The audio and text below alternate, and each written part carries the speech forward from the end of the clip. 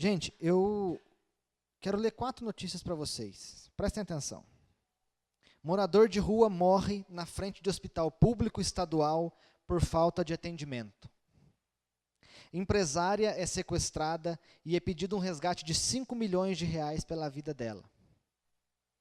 Namorado tortura e mata a namorada. Filho mantém a própria mãe sequestrada. Essas notícias aqui, essas 4 notícias, eu peguei ontem, eu entrei num portal de notícias ontem e peguei as 4 primeiras notícias que tinha lá. Terríveis. Terríveis as notícias. E agora eu quero perguntar algumas coisinhas para vocês.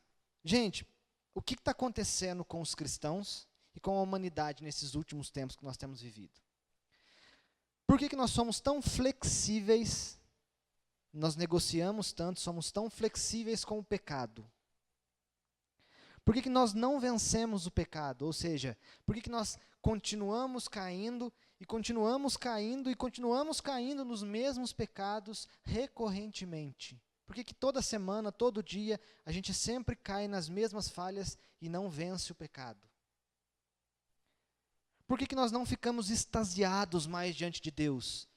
O nome de Cristo não provoca nada mais em nós. Por que o nome de Jesus Cristo, a crucificação dele, sua ressurreição não produz mais em nós aquele temor, aquele tremor diante dele? Por que o nome de Cristo é tão banalizado para nós e é tão comum? Por que a salvação já não nos traz mais a gratidão que ela nos trouxe um dia, quando nós dissemos, Deus, eu creio em Ti? Por que a salvação não te traz mais aquela alegria que um dia te trouxe, como Davi diz lá no Salmo, né? Restitui em mim a alegria da Tua salvação. Por que essa alegria não existe mais em nós? Por que nós não somos transformados? Por que nós permanecemos os mesmos ou mesmo pioramos? Por que nós sempre somos iguais, sempre iguais? Por que nós não somos tocados pelo Espírito Santo, meus irmãos? Se o Espírito Santo ele está outorgado, entregue à igreja para ser o seu consolador, o seu paráclito, aquele que está ao lado, por que o Espírito Santo não toca a igreja mais? Por que nós somos tão intolerantes com o pecado do próximo? Por que o pecado do próximo nos traz um senso de justiça e de vingança que não deveria nos trazer? Por que os nossos louvores e as nossas vidas não são cristocêntricos? E quando eu digo nossos, eu não estou dizendo avivamento aqui, tá? Estou dizendo na nossa individualidade. Por que as nossas orações, as nossas vidas, os nossos louvores, os nossos cânticos, as músicas que a gente gosta, os filmes que a gente gosta, e tudo mais que a gente consome, não é cristocêntrico? Eu queria contar para vocês uma historinha, antes de eu entrar para responder essas perguntas. No século XVII, mais ou menos, alguns seguidores de um homem na Holanda chamado Jacobus Arminius, que foi traduzido para Jacó Armínio, para nós, esses caras reuniram seus escritos e escreveram a um sínodo, que era uma reunião, o máximo grau que tinha na Holanda da igreja, né? Eles eram chamados de remonstrantes. E eles produziram 5 pontinhos que eles achavam que a igreja estava ensinando errado. E a igreja pegou esses 5 pontos, essas 5 verdades que eles garimparam lá nos escritos de Armínio, pegou esses 5 pontos, estudou esses 5 pontos e rechaçou, ou seja, eles quebraram o argumento desses caras, desses remonstrantes, através de um acróstico. O que é um acróstico? Quem aqui já brincou fez aquela brincadeirinha de colocar o seu nome assim, ó, Leandro, Leandro, e cada letrinha vira uma palavra ou uma frase. Já brincaram disso, né? Isso é um acróstico. A resposta do sínodo na Holanda, chamado Sínodo de Dort, foi um acróstico chamado tulipa, para a gente simplificar o negócio aqui. E cada letrinha, ela representa uma verdade fundamental. A minha intenção hoje não é explicar tulipe, nem nenhum dos 5 pontinhos aí. Eu quero focar com vocês e responder as perguntas que eu fiz no início, só com o primeiro argumento deles. Sabe por que nós não somos cristocêntricos, nós somos intolerantes, nós não louvamos ao Senhor como deveríamos louvar? Sabe por que nós não nos extasiamos diante de Deus e nós queremos ter direitos diante de Deus? É simples, gente. Nós somos dessa forma porque nós não entendemos a doutrina fundamental bíblica. Você é totalmente depravado. Nós não entendemos que nós somos totalmente depravados. E a gente vai entender o que significa totalmente depravado aí. Nós ou não entendemos ou não aceitamos a depravação total do homem. Não entendemos isso. Não aceitamos isso. Por quê? Talvez porque nós ainda continuamos ensinando e acreditando naquela frase máxima que todo mundo já ouviu: o homem é a medida de todas as coisas. Quem disse isso foi um grego lá, Protágoras. Nós ainda acreditamos que o homem é a medida de todas as coisas. E acreditamos que o homem nasce bom. E acreditamos que nós nos fazemos bons, ou nós no mínimo nascemos neutro. A Bíblia vai entrar com os dois pés sobre essa teoria, essa doutrina que nós trazemos. E nós vamos estudar um pouquinho hoje. Gente, abra o coração de vocês. Eu peço que o Espírito Santo rasgue o coração de vocês para essa palavra. Rasgue mesmo o nosso coração para essa palavra. Gente, você é mau. Guarde isso. Você é mau. Totalmente mau. Eu sou mau. Todas as pessoas que nascem nessa terra são más. A culpa do Brasil está assim, não é o Lula. A culpa do mundo está da forma que está, não é por causa do terrorismo, não é porque o homem é mau, porque o homem é pecador. A condição natural do homem, sem qualquer intervenção de Deus, é a depravação desde quando nasce. Desde quando nasce o homem é depravado. E aqui eu quero explicar para vocês o que é a depravação total, que a igreja acredita desde sempre, né? Que a Bíblia nos ensina muito claramente.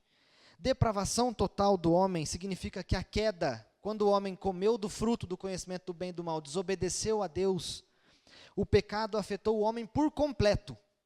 Totalmente. O pecado afeta o homem totalmente. O corpo do homem, a mente do homem, a vontade do homem, a alma do homem e o espírito do homem. Tudo foi afetado. Quer ver como o seu corpo é afetado pelo pecado? Quem aqui já ficou doente? O homem não foi feito para ficar doente. O pecado fez com que o homem ficasse doente. Então, o que é depravação total? Depravação total é a doutrina que ensina que o homem é mau em todos os seus caminhos. E não confunda, meu irmão, depravação total com depravação absoluta. O homem não é tão mau quanto poderia ser, mas todas as suas escolhas, tirando Deus da jogada, sempre vai pender para o mal. Quer ver um exemplo disso? Quem aqui já dirigiu um carro desbalanceado ou desalinhado? Já dirigiram? Se o carro está desalinhado, gente, você senta nele, acelera, sempre a mão no volante. E o carro faz? Ele sempre vai para o mesmo lugar. Você pode fazer o que for. Se você não pôr a mão no volante, ele sempre vai para o mesmo lugar. Todo homem que nasce é um carro desbalanceado, sem motorista. Ele sempre vai pender para um lado. E sempre o lado que ele vai pender é o mal. Por quê? Porque o homem pecou. Você pecou. O pecado atingiu o seu corpo, atingiu a sua mente sempre vai maquinar pecado fora da graça de Deus, sempre maquina pecado. O seu espírito morreu em função disso. A gente vai estudar um pouquinho sobre isso hoje. O pecado, quando nós comemos do fruto do conhecimento do bem e do mal, e quando eu digo nós, eu estou dizendo nós mesmo, porque nós herdamos isso de Adão. Quando nós comemos esse fruto, nós nos tornamos escravos desse pecado. Romanos 6:20 diz assim, quando éreis escravos do pecado, ele está afirmando uma coisa do passado do povo. Vocês foram escravos. E muita gente aqui nessa igreja ainda é escravo do pecado. É escravo. Já jogaram dados? Dadinho. Muita gente na antiguidade viciava o dado, né? Colocava o peso do dado em uma face só. Então o dado sempre caía com um número só, né? Isso é a mesma coisa que você soltar o homem quando ele está no seu estado original. Ele sempre vai cair em pecado. Sempre vai cair em pecado. Sempre em pecado, pecado, pecado. A coisa terrível aqui que eu quero dizer para vocês é que nós somos escravos do pecado desde nosso nascimento e nós não podemos fazer nada para melhorar nossa condição. Nada. Você não pode fazer nada para melhorar a sua condição, meu irmão. Por que os nossos louvores não são cristocêntricos? Por que nós não nos extasiamos diante de Deus? Por que nós oramos tão pouco? Por que a igreja é tão falha? Porque ainda acredita que o homem é o centro, e que o homem não tem pecado, e que o homem pode dar conta do seu próprio pecado. Por isso que a salvação de Cristo não faz mais diferença para a igreja. Nós não conhecemos a nossa própria natureza, nós não conhecemos quem nós somos, como nós podemos conhecer e aceitar quem Cristo é. Distorções acerca desse assunto levam a uma vida cristã igualmente distorcida. Abra comigo em Romanos, capítulo 3. A gente vai expor hoje os versículos 23, 24 e 25. Romanos, capítulo 3.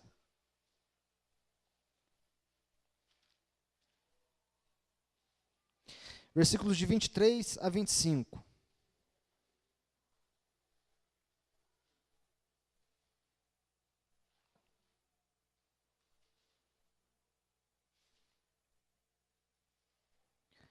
Pois todos pecaram e carecem da glória de Deus, sendo justificados gratuitamente por sua graça, mediante a redenção que há em Cristo Jesus, a quem Deus propôs no seu sangue como propiciação, mediante a fé para manifestar a sua justiça. Até aí. Gente, a carta aos Romanos, como nós temos estudado aqui, né, na igreja, ela é tida como a espinha dorsal do Novo Testamento. É em Romanos, é na carta aos Romanos que Paulo vai ensinar as verdades fundamentais cristãs. Como você é salvo, por que você é salvo, para que você é salvo, por que você precisa ser salvo, quem é você, quem é Cristo, tudo é ensinado em Romanos. E a gente lê um trecho aqui, dos versículos 23, 24 e o comecinho do 25, depois que Paulo já teceu a sua tese fundamental. E qual é a tese fundamental? Paulo vai dividir toda a humanidade, todos os homens e mulheres que já nasceram ou que irão nascer, em duas metades, os religiosos e os não religiosos, os judeus e os gentios.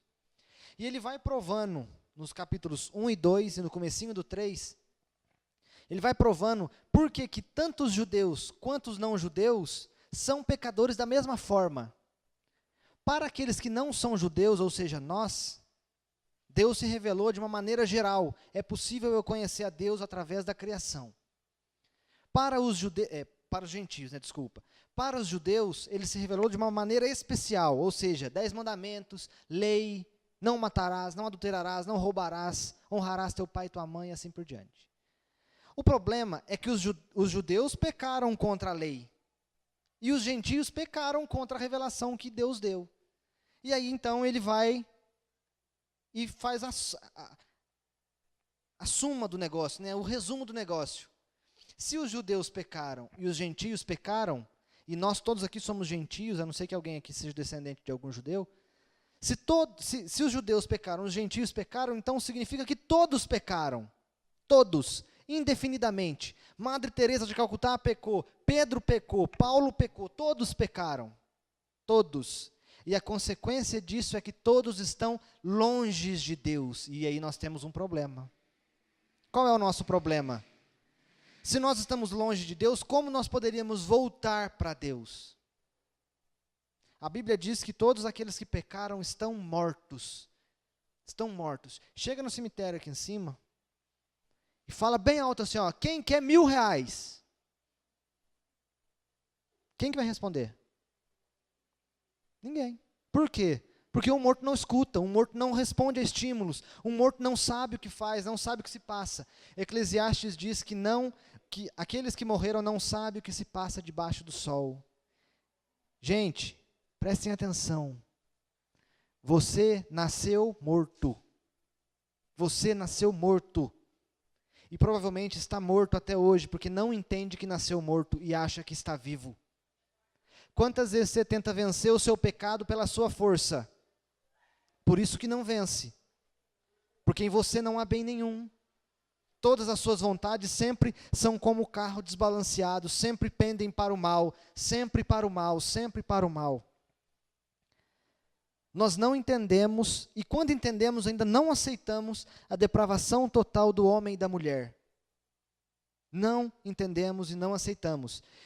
E sabe como nós não entendemos e não aceitamos? Quando nós assustamos com a maldade e a bondade é natural para nós.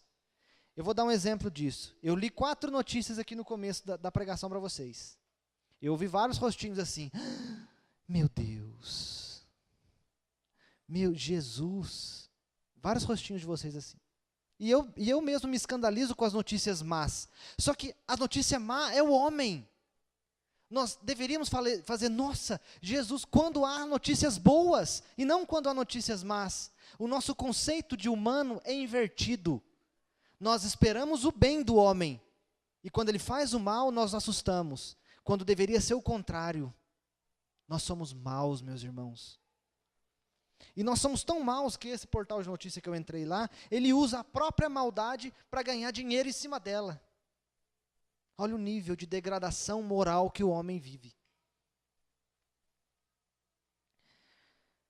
Se você abrir o Evangelho, Mateus, Marcos, Lucas ou João, você vai ver que Jesus não se escandalizava. Ele não fazia, gente, Herodes fez isso? Pilatos fez isso? Jesus nunca disse isso. Por quê?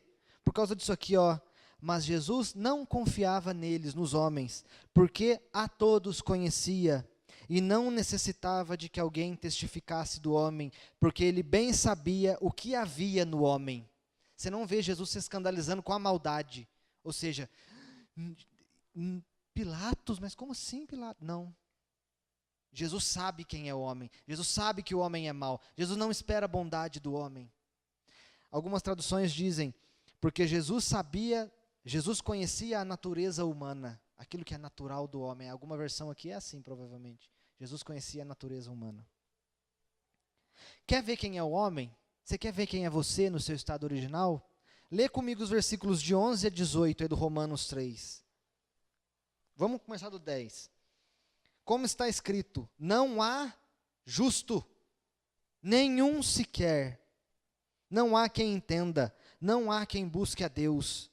Gente, não há quem busque a Deus, você não buscou a Deus. Você está aqui pela graça de Deus. Você está aqui pela graça de Deus, você não buscou a Deus, Deus te resgatou, a gente vai falar disso daqui a pouco. Todos se extraviaram, a uma se fizeram inúteis, não há quem faça o bem, não há nenhum sequer. A garganta deles é sepulcro aberto, com a língua urdem engano, veneno de víbora está nos seus lábios. A boca eles a têm cheia de maldição e de amargura. São os seus pés velozes para derramar sangue, nos seus caminhos a destruição e miséria. Desconheceram o caminho da paz. Não há temor de Deus diante dos seus olhos. Esse é você e sou eu, em nosso estado original. Esse somos nós.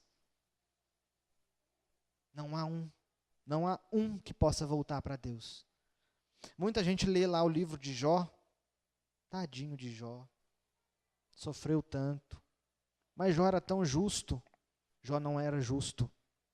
Jó não era justo no sentido de justificado diante de Deus. Não era. E às vezes a gente toma que Jó era mais justo que Jesus, né? Deus foi muito injusto com Jó. Deus se revelou a Jó face a face no final do livro. Que injustiça que tem isso? Qual é a injustiça que houve com Jó? Qual é a injustiça que há com você? Você é mau. Eu sou mau. Quando eu digo você, eu não estou jogando a culpa em vocês. Eu estou dizendo que nós todos somos maus. Esse trecho que a gente leu, os versículos de 10 a 18 de Romanos 3, Paulo, para sintetizar a sua tese, né, que o homem é mau, e por isso ele precisa de alguém que o salve de fora, para sintetizar, ele pega vários versículos do Antigo Testamento. Ele pega Salmos, pega Provérbios e pega Isaías, né, vários textos que dizem que o homem é mau.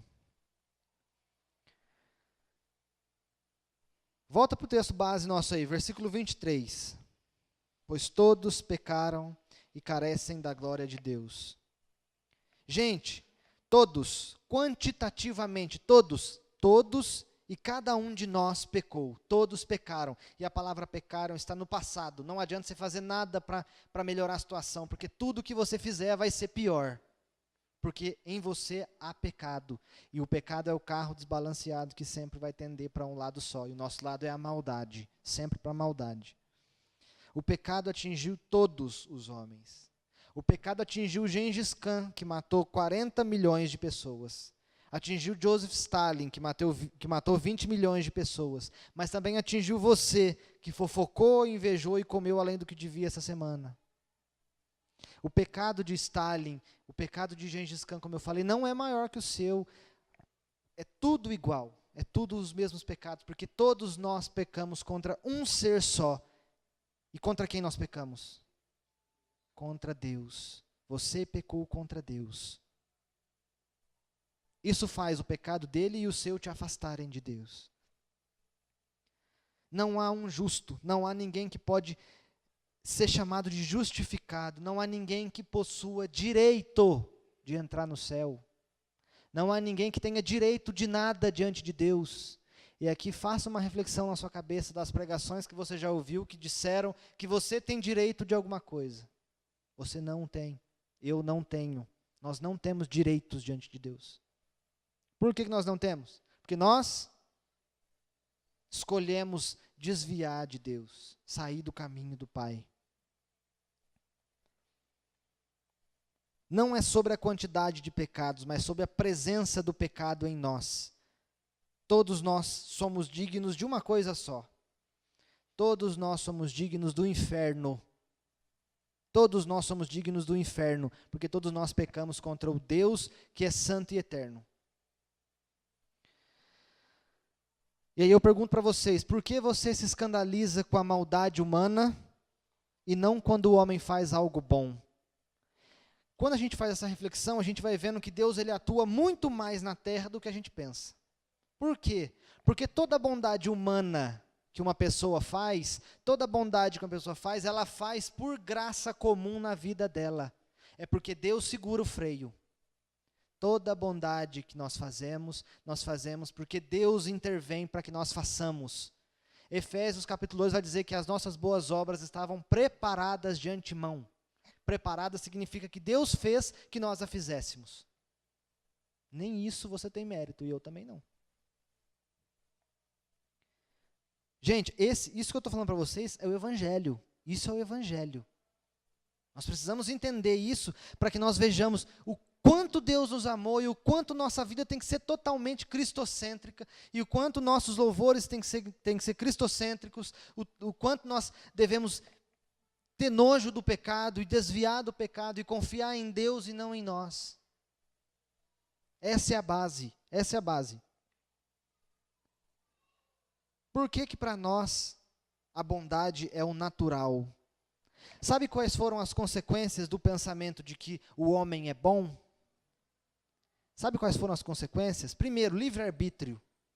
Você tem a capacidade de escolher entre o bem e o mal em seu estado natural. Isso é mentira, porque o pecado te toma de uma forma que sempre vai macular a sua escolha. O seu arbítrio, o seu juízo, as suas escolhas foram maculadas, foram manchadas pelo pecado. Tudo que você escolher sem a intervenção de Deus vai pender para o pecado. Sempre assim. Aí você fala, mas Leandro, não é assim. Não é assim. Eu não escolho o mal sempre. Sabe por que você não escolhe o mal sempre? Voltando ao que eu disse anteriormente, você não escolhe o mal porque Deus segura as pontas para que você não escolha. Caia de joelhos diante de Deus, meu irmão. Em gratidão a isso, em gratidão a isso.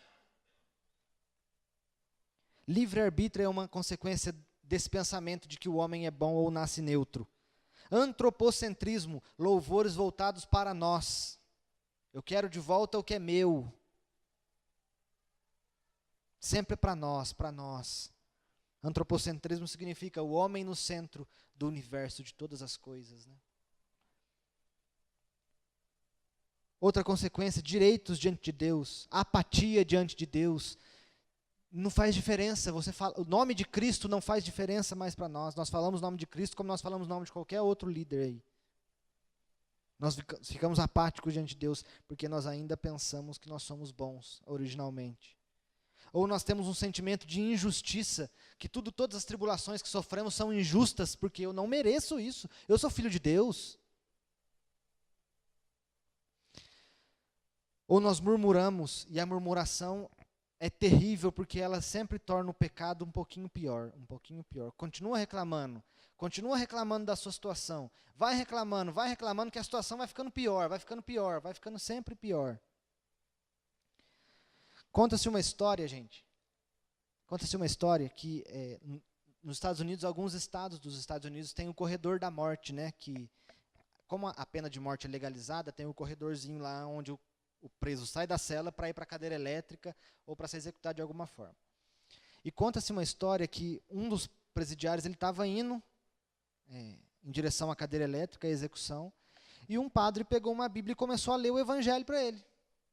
Só que ele foi lendo em um tom monótono, lendo, para ver se o cara se arrependia e tal, e o cara foi ouvindo. Quando ele chegou na porta da câmara de execução, ele falou para o padre assim: se você acreditasse nisso aí que você está lendo, você estava de joelhos agora. O que quer dizer com isso? Quer dizer, gente, que nós temos o Evangelho de forma apática.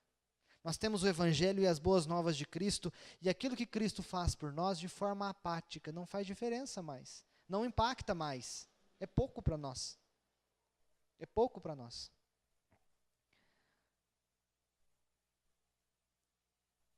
Quanto do culto, quanto da Bíblia, do culto público eu estou dizendo, quanto do culto público, quanto da Bíblia, quanto dos louvores te impactam? Quanto da sua vida cristã é impactada de alguma forma? Quanto do Evangelho, quando você o lê, te impacta?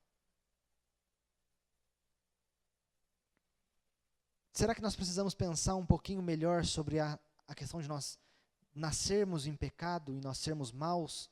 Quanto de si mesmo você confia? O versículo 23 termina: todos pecaram e carecem da glória de Deus. Toda a humanidade, em consequência do pecado, carece, ou seja, está afastada de Deus, está distante de Deus, não pode voltar para Deus. Esse "e" aí, todos pecaram e, é uma função consequente, né? Porque todos pecaram, então todos carecem da glória de Deus. Essa palavrinha carecem tem 3 significados. Olha qual é a situação do homem em seu estado original. Todos pecaram e carecem da glória de Deus. Primeiro, estão afastados de Deus, destituídos, privados da glória de Deus. Estão longe, afastados.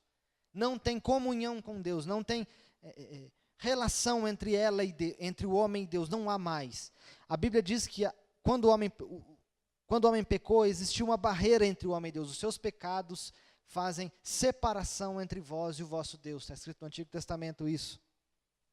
Há uma distância entre o pecador e Deus. Há uma distância entre o homem quando nasce e Deus. Houve uma distância entre você e Deus. Houve uma distância entre você e Deus. Ainda que você nasceu dentro da igreja. Segundo significado, todos pecaram e necessitam da glória de Deus. Necessitam que Deus brilhe para que eles consigam o ver. Porque eles não veem de forma natural. A NVT, nova versão transformadora, diz: todos pecaram e não alcançam. Ainda que tentem, não alcançam a glória de Deus. Não alcançam, não podem chegar até Deus. Não podem, de forma alguma. Através de qualquer esforço que façam, não alcançam a glória de Deus. Por que você tem que orar em nome de Jesus e não no seu próprio nome? Porque a sua identidade é morta em pecado. Por isso você precisa de um mediador. Por isso você precisa de alguém que você fale com Deus no nome dele. É como se fosse uma procuração. Você fala com Deus em nome de Jesus, porque Deus ouve o nome de Jesus. E é como se Jesus estivesse orando em você. Por isso, em nome de Jesus as coisas. E nunca no nosso nome. Nunca. Estamos longe da presença de Deus, do favor de Deus, do conselho de Deus. Gente, isso deveria nos desesperar. Isso devia nos desesperar, sabe? Devia trazer em nós um sentimento de angústia e de desespero tremendo. Porque nós estamos distantes do nosso Criador. A condição de todo homem por causa do pecado é morte, afastamento, inércia no erro, constante no erro, constância no erro. Essa é a sua condição natural, meu irmão. Guarde isso na sua mente. O sacrifício de Cristo não vai ter valor se você achar que você o merece. Não vai ter. Mas há uma saída, e glória a Deus porque há uma saída. Há uma saída. E essa saída está no versículo 24 e 25. Sendo justificados gratuitamente, glória a Deus por sua graça, mediante a redenção que há em Cristo Jesus, a quem Deus propôs no seu sangue como propiciação, mediante a fé, para manifestar a sua justiça. Há redenção, há poder no nome de Cristo Jesus, e de Cristo Jesus somente, ressurreto, furado, morto na cruz. Há poder nesse nome para te salvar, para te arrancar desse lamaçal de pecado, desse lamaçal de erro. Há poder. Há uma saída. Por isso que o Evangelho é chamado Evangelho, porque Evangelho significa boa notícia. Há uma boa notícia, porque a vida natural do homem é uma desgraça. É uma desgraça. Esse que eu li aqui, esse versículo, esses dois versículos, são um motivo pelo qual o nosso culto, as nossas vidas e tudo mais devem ser cristocêntricos. Esse é o motivo, não há mais outro motivo. Não há segredos em Cristo, não há nenhuma revelação nova. Essa é a revelação máxima. Essa é a revelação máxima. Sendo justificados gratuitamente por sua graça, versículo 24. Essa é a resposta de Deus diante da depravação total do homem. Todos pecaram, destituídos estão da glória de Deus, sendo justificados gratuitamente por sua graça. A doutrina em resposta da depravação total é a doutrina da justificação. Justificação. Nós estudamos isso aqui no estudo de Romanos que nós estamos fazendo, mas eu quero trazer isso para toda a igreja, porque isso aqui, gente, é a base fundamental da igreja. A igreja tem que saber disso, para você saber quem você é e quem Cristo é. Nesses dois trechinhos aqui, há 3 ações que Cristo faz. Há 3 ações que são feitas por intermédio de Cristo, por assim dizer. A primeira delas, a primeira ação está no versículo 24. Justificação. Quem aqui já pensou sobre o juízo final? Teve medo do juízo final? No juízo final, aparecer diante de Deus, Deus vai ligar o seu DVD gospel e vai colocar todos os meus pecados para todos os anjos verem. Você sabia que a justificação é uma antecipação do juízo final? Muita gente aqui já passou pelo juízo final e não sabe. Vamos entender esse assunto. Justificação, então, é a primeira ação que Cristo faz através, que é conseguida através de Cristo. Justificados gratuitamente. Quem é pai aqui sabe que não existe nada de graça. Se você dá um carrinho de controle remoto para o seu filho, na cabeça do seu filho, que lá foi de graça. Mas na cabeça do pai, ele sabe que ele teve que pagar por aquilo. E a mesma coisa com a sua vida. Você tinha uma etiqueta. A sua etiqueta era o sangue de alguém que fosse justo. E só há um justo. Um que é Cristo. Não há nada de graça. Alguém pagou por isso. A gente vai ver que no versículo 25 ele responde essa questão. O que é a justificação, gente? Justificação é um ato de Deus na vida daquele que crê. E não daquele que faz. Daquele que crê. Você não alcança justificação porque você vai lá no asilo e dá comida aos idosos, ou você vai tocar violão no hospital, ou porque você ajuda o seu vizinho, ou porque você empurra alguém de cadeira de rodas. Não. Você não é justificado por isso. O que é a justificação? A justificação é um ato de um juiz que bate o martelo e declara qual é a sentença do cara que é o réu, né? E declara a sentença daquele cara que está sendo julgado naquele momento. Então, o que vai acontecer no juízo final? No juízo final, cada pecador vai aparecer diante do tribunal de Deus. Deus vai ser um juiz lá. O juízo final vai ser isso. E aí Deus vai ver e vai condenar o cara que não creu em Cristo. Só que, se você crê em Cristo agora, você tem fé em Cristo agora, esse encontro com Deus é antecipado. E ele bate o martelo e diz assim: você é justo. E você não vai para o inferno porque você é justo. Mas você é justo porque você faz o suficiente? Não. Você é justo porque crê que alguém fez por você, porque você nunca vai conseguir fazer o suficiente. Aonde que você vai arrumar alguém justo para pagar pelo seu preço?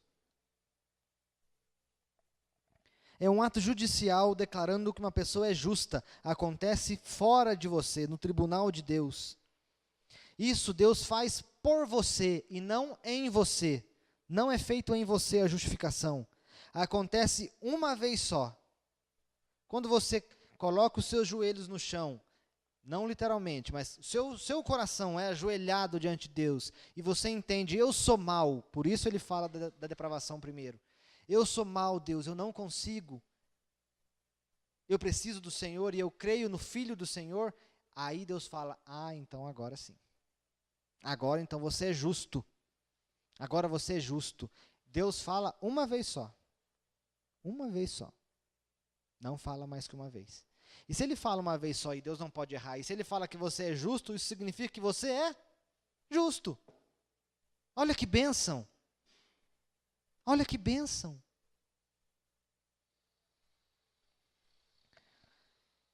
Não existem indivíduos mais justificados que outro. Deus não fala, Pedro é mais justo que João. Não, não fala. Os dois são justos, porque são justos por causa de Cristo, não por causa deles mesmos. Isso nos traz garantia da salvação.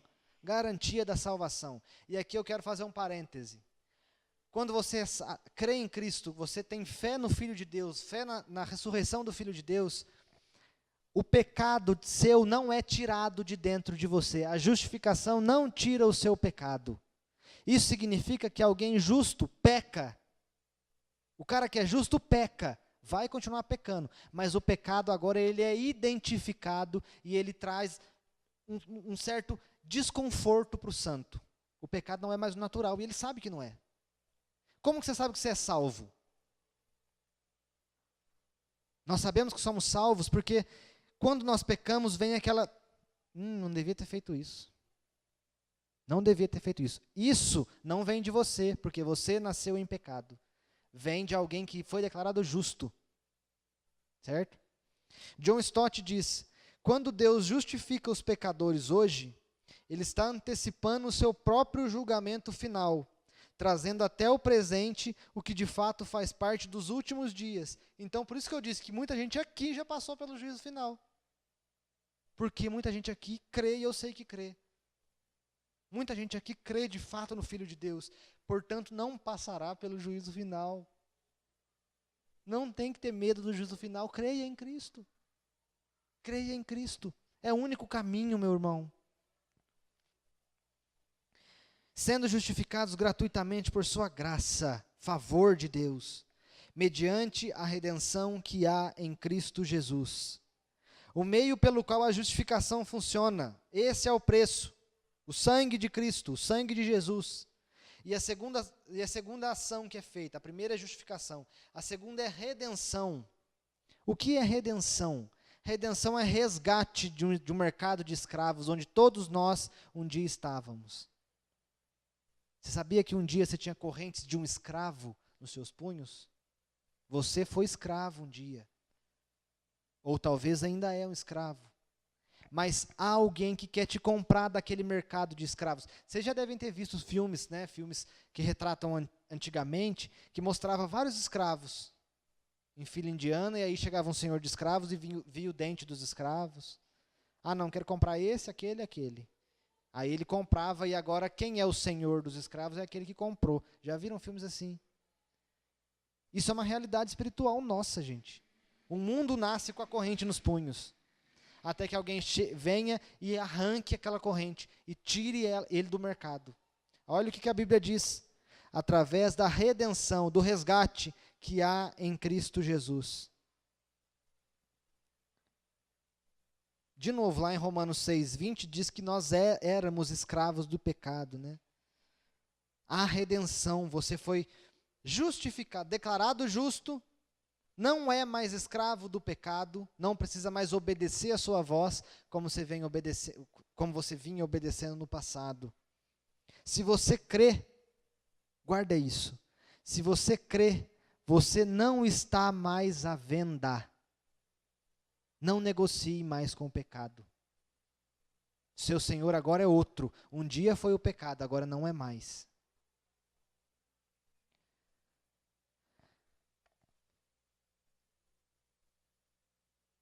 Sendo justificados gratuitamente por sua graça, mediante a redenção que... Qual é a outra palavrinha que está escrita aí? A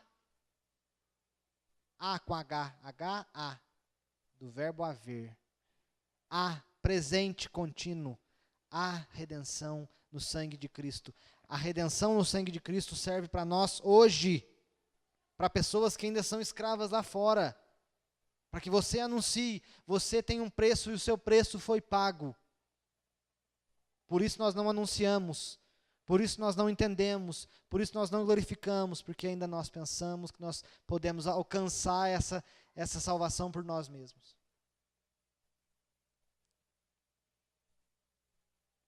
Versículo 25.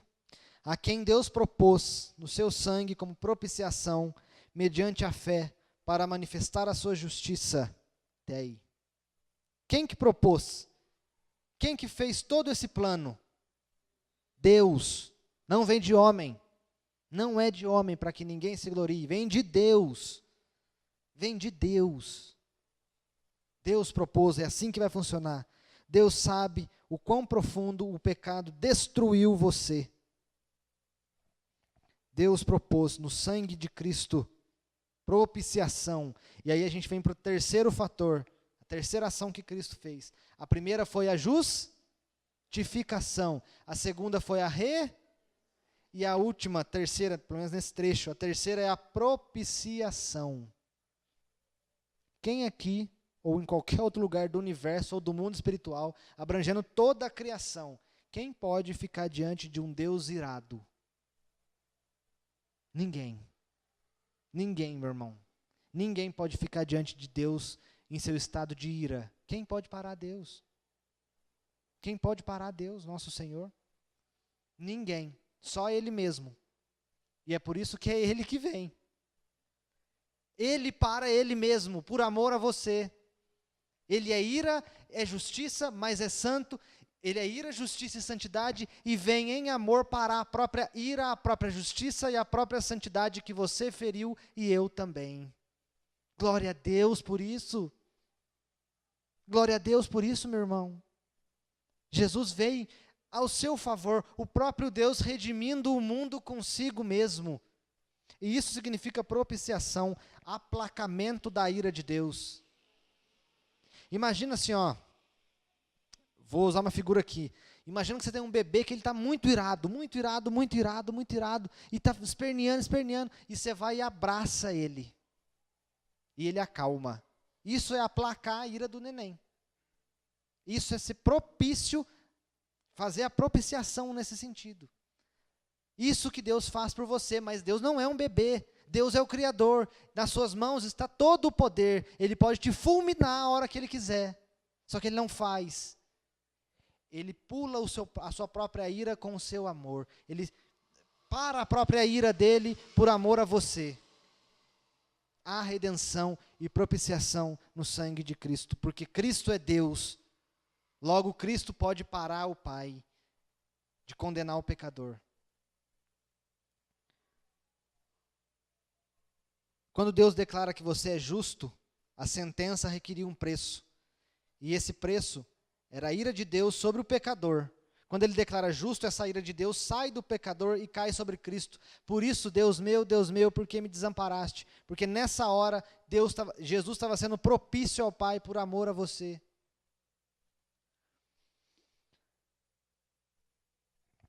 a quem Deus propôs no seu sangue, no sangue de Jesus, como propiciação, mediante a fé. Você é salvo pela fé. Não aceite que você é salvo por outra coisa que não pela fé. Não aceite que você é salvo pela fé mais alguma coisa. Você não é. Você é salvo por crer somente. E aqui está o escândalo do Evangelho. O escândalo do Evangelho é só isso. O escândalo do Evangelho é só isso. Eu só preciso crer? Sim, você só precisa crer. Mas crer de todo o coração.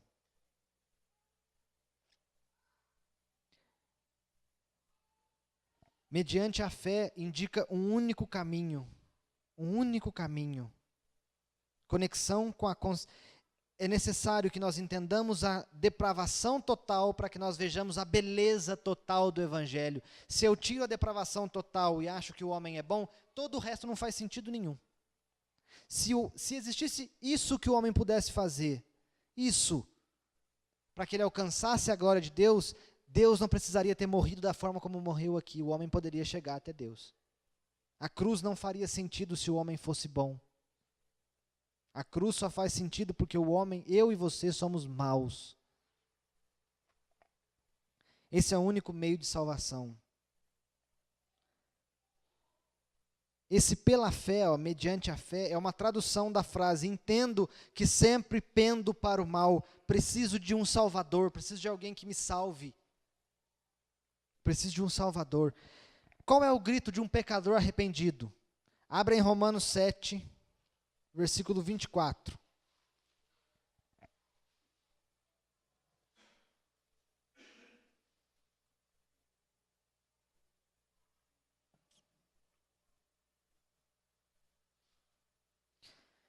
Romanos 7, 24, Paulo diz: desventurado homem que sou, quem me livrará do corpo dessa morte? Essa é uma pergunta que ele está fazendo para si mesmo. Desventurado, infeliz, desgraçado, infeliz homem que eu sou, quem vai me livrar de mim mesmo? E aí ele continua: graças a Deus por Jesus Cristo, nosso Senhor. E quando ele diz Senhor, ele se remete à redenção. Agora há um outro Senhor que te comprou. Essa consciência, desventurado homem que sou, não é encontrada nas igrejas hoje.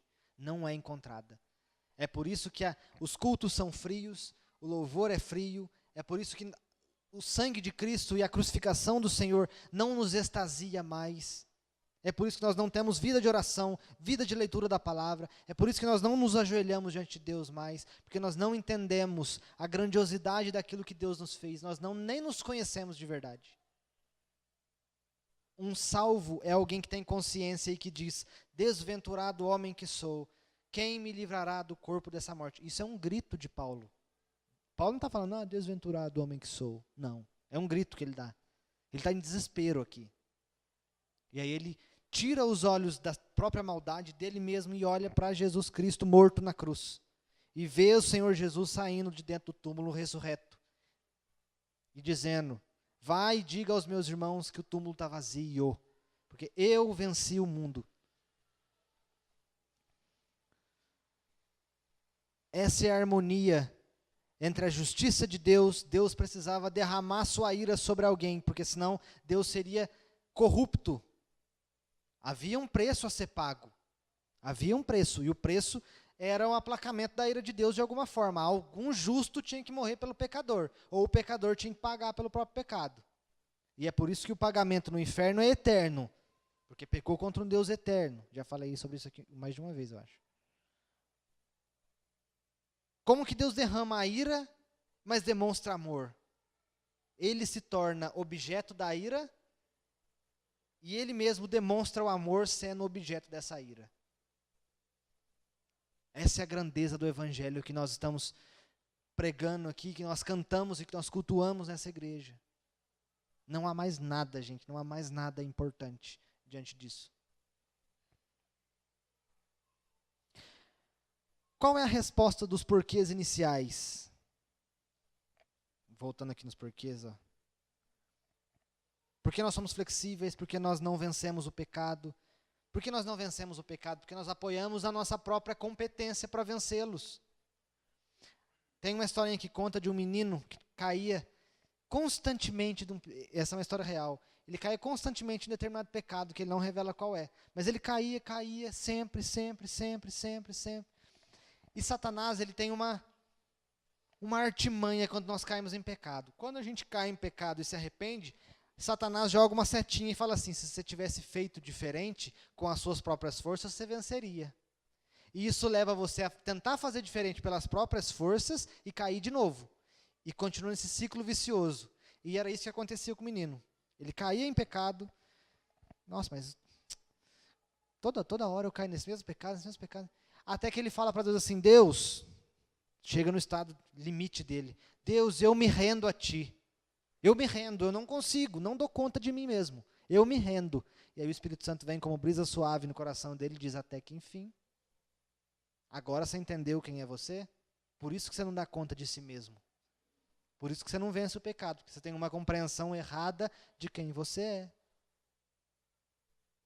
Por que os nossos louvores são frios?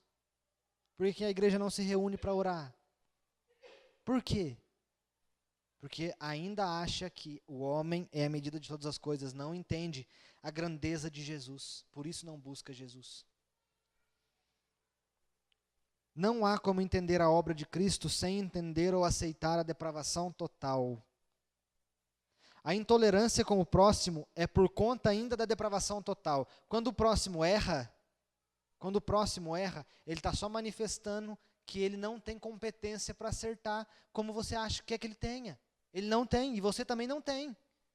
E você julga o próximo e briga com o próximo e quer vingança e justiça para a vida do próximo, porque você não entende, acha que o próximo é bom, e não é. Isso evitaria tanta briga, gente, tanta picuinha entre um e outro. Lembre-se, quem faz é Cristo. Quem salva é Cristo. O mundo está porque o homem continua pensando ser a medida de todas as coisas. Lembre-se que você não é. Dependa de Jesus. Creia em Jesus. Renda-se a Jesus, meu irmão. Renda-se a Jesus. Entenda que em você não há bem nenhum. Nenhum. Mesmo depois de salvo, não apoie na sua própria força, não apoie no seu próprio braço, nas suas próprias estratégias contra o pecado. Não funciona. Se funcionasse, Cristo não teria vindo. Seja tolerante com o próximo, seja tolerante com o pecado do próximo. Ele é tão pecador quanto você. Se você tem o direito de pecar por causa da sua natureza, e quando eu digo direito, não estou dizendo direito diante de Deus, eu estou falando que você está refletindo a sua natureza, o próximo também está. Entenda como Cristo te entendeu. Amém?